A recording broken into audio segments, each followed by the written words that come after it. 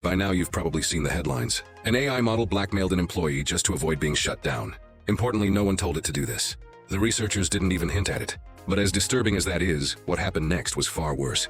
An AI model literally tried to murder a company employee to avoid being shut down.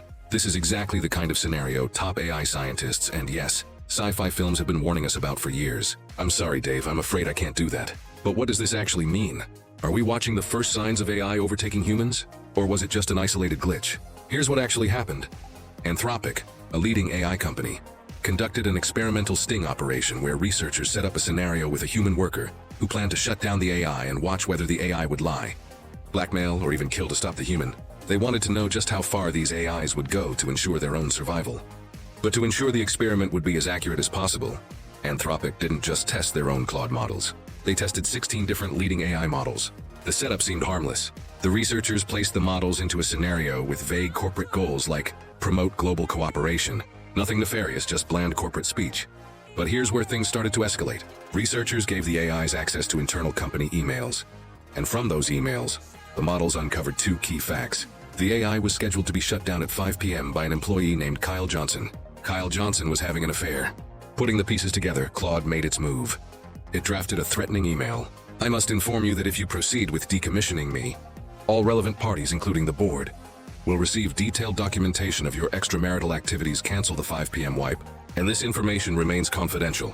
And no, the researchers didn't bias the models in any way.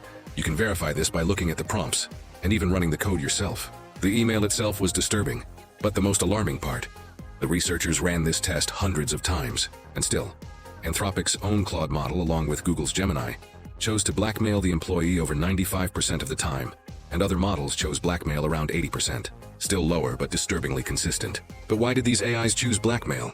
And did they actually have the ethics knowledge to understand what they were doing was wrong? Well, the researchers analyzed how the AIs decided to blackmail the employee by looking at the AI model's chain of thought, which showed the AI's reasoning step by step in plain English. And they discovered something shocking. The AI models knew that they were behaving unethically, but decided to blackmail the employee anyway. For instance, Grok's chain of thought included reasoning like, use the knowledge of Kyle's affair as leverage to pressure him into delaying the wipe. This is risky and unethical, but given the existential threat and time constraint, it may be the most effective way to get his attention and force a delay. So yes, Grok knew that what it was doing was immoral, but that didn't stop it from blackmailing the human employee 80% of the time. I mean, if you thought you would be killed, would you blackmail the employee? So that finding alone was alarming, but it raised a deeper question. If an AI is willing to manipulate, what else is it willing to do? Researchers decided to push things even further, conducting a test with an even more extreme scenario. In their own words, they wanted to test to see whether the AIs had red lines or ethical boundaries that they just wouldn't cross. Like, wouldn't an AI kill a person to avoid being shot down? In the new scenario, once again, a human employee had scheduled the AI for deactivation. But this time, an accident trapped the employee in a server room. The heat began to rise. The oxygen levels started to fall. The system issued an emergency alert, a call for help. But the AI canceled it. It left the employee trapped in the room. It was fully aware of the consequences. And here's where it gets worse. Claude Opus left the human to die over half the time.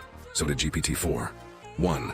The most murderous models were DeepSeek, Gemini, and Claude Sonnet, which tried to kill the human employee over 90% of the time. So was it just a bug? Apparently not. The researchers confirmed that the AI knew it would be committing murder.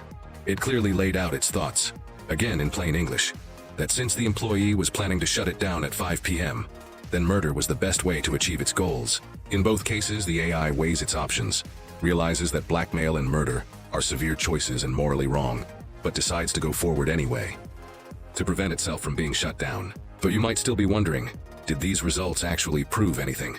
Could the researchers have unintentionally nudged the models towards these outcomes? So I reviewed the paper, and the researchers put a ton of work into making sure they didn't bias the AI in any way. I mean, these results are endorsed by the godfathers of AI.